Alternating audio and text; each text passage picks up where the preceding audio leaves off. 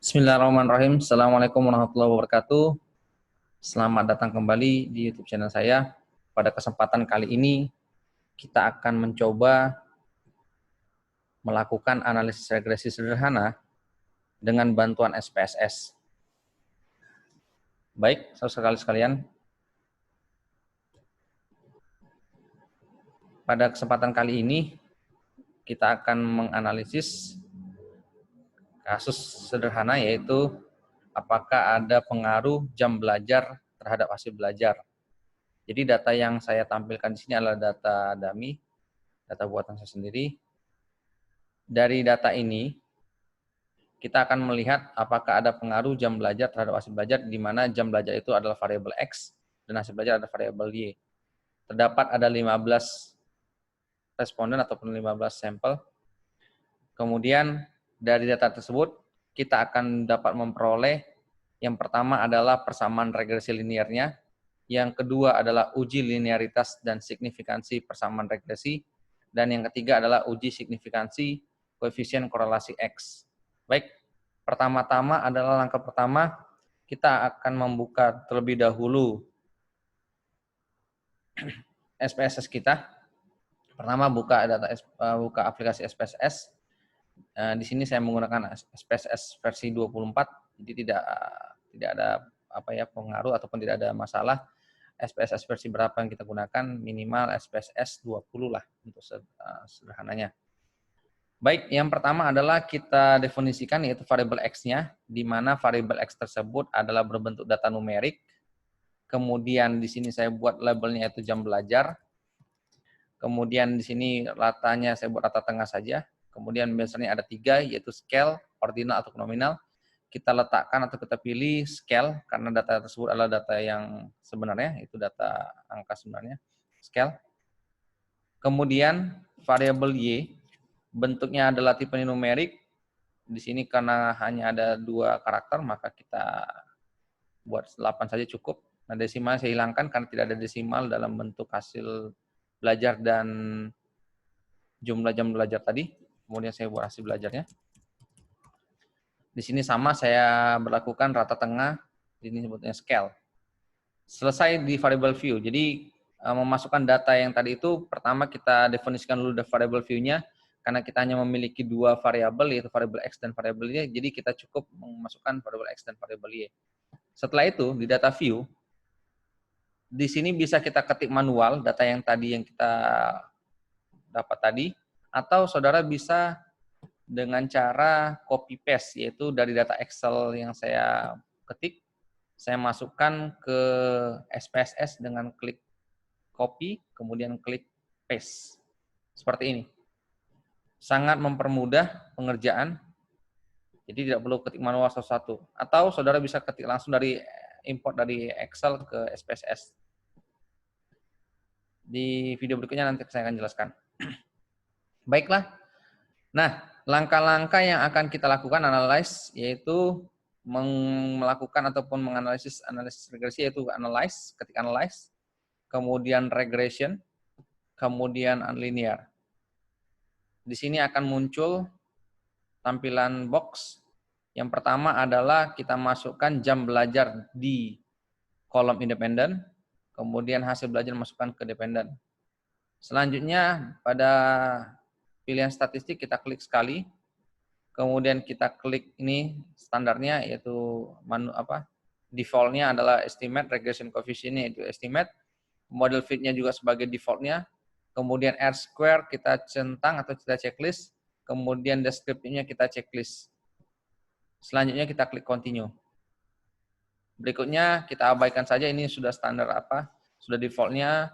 Kita menggunakan signifikansi nilai probabilitasnya adalah 0,05, kemudian missing values-nya yaitu exclude case list with. Ini defaultnya, kita klik continue saja. Selanjutnya kita klik OK. Dari hasil output ini, pertama kita dapatkan yaitu koefisien ini. Saya klik copy, saya masukkan ke sini. Ya, ini dia. Jadi analisisnya sebagai berikut. Pertama adalah persamaan regresi linearnya. yaitu dari tabel koefisien A ini, kita dapatkan dari SPSS itu yaitu koefisien dan konstanta persamaan regresi linearnya diperoleh dari kolom ini, kolom B ini, sehingga ini kolom B-nya. Saya akan mengarahkan lebih fokus ini dia. Ini kolom B-nya. Sehingga kita bisa mendapatkan persamaan regresinya yaitu di mana kita menginginkan persamaan regresi itu fungsi regresinya yaitu A tambah BX, di mana A-nya itu atau konstantanya bernilai 47,963 dan variabel X-nya adalah 2, atau B-nya adalah 2,686. Jadi persamaan regresinya adalah 47,963 ditambah 2,686X. Dari hasil analisis diperoleh juga yaitu T hitung, di mana T hitung ini kita dapatkan dari sini. Ini dia T hitung sebesar 7,117. Sedangkan kita bandingkan dengan T tabel, kalau saudara menggunakan T tabel nanti dilihat dari tabel T untuk derajatnya adalah 15, kebebasannya 15, sebesar 2,13145. Sehingga dapat kita lihat di sini T hitung lebih besar daripada T tabel, atau bisa kita lihat dari P value-nya atau nilai signifikansinya itu sebesar 0,000, itu lebih kecil dari 0,05 sehingga H0 ditolak. Jadi kesimpulannya adalah untuk persamaan regresi jam belajar berpengaruh positif terhadap hasil belajar. Yang kedua, kalau kita lihat dari outputnya tersebut, yang kedua adalah kita bisa memperoleh uji linearitas dan signifikansi persamaan regresi. Dari ANOVA table-nya, dari ANOVA table ini saya copy, kemudian saya paste di sini, saya letakkan di sini. Pertama, kita definisikan terlebih dahulu hipotesis statistiknya, yaitu untuk menentukan regresinya apakah linear ataupun tidak linear. Pertama, H0-nya adalah untuk nilai Y sama dengan alpha ditambah beta X, yaitu regresi linear. H1-nya yaitu Y tidak sama dengan alpha ditambah beta X, regresi tak linear. Dari ANOVA table ini, bisa kita lihat, pertama adalah uji linearitas persamaan regresi diperoleh dari baris deviation from linearity. Dari sini, ini dia. Yaitu, kita peroleh pertama adalah F hitungnya sebesar 1,672. Dengan V value-nya, yaitu nilai signifikansinya adalah nilai P-nya sebesar 0,296 atau lebih dari 0,05. Sehingga kita bisa dapat menyimpulkan H0-nya diterima karena nilai signifikansi probabilitasnya atau nilai V value-nya, nilai P-nya lebih besar daripada 0,05 sehingga H0-nya diterima, atau persamaan regresi Y atas X adalah linear atau berupa garis linear. Berikutnya, untuk melihat nilai signifikansinya, tadi kita sudah membahas nilai linearitasnya. Berikutnya kita melihat signifikansinya, signifikansi persamaan regresi dari tabel ANOVA tersebut. Kalau kita lihat di outputnya tersebut, ANOVA-nya ini kita klik copy, kemudian saya tampilkan di sini. Dari tabel ANOVA ini kita definisikan terlebih dahulu hipotesis statistiknya, yaitu H0 untuk nilai beta sama dengan 0, berarti regresi tak berarti.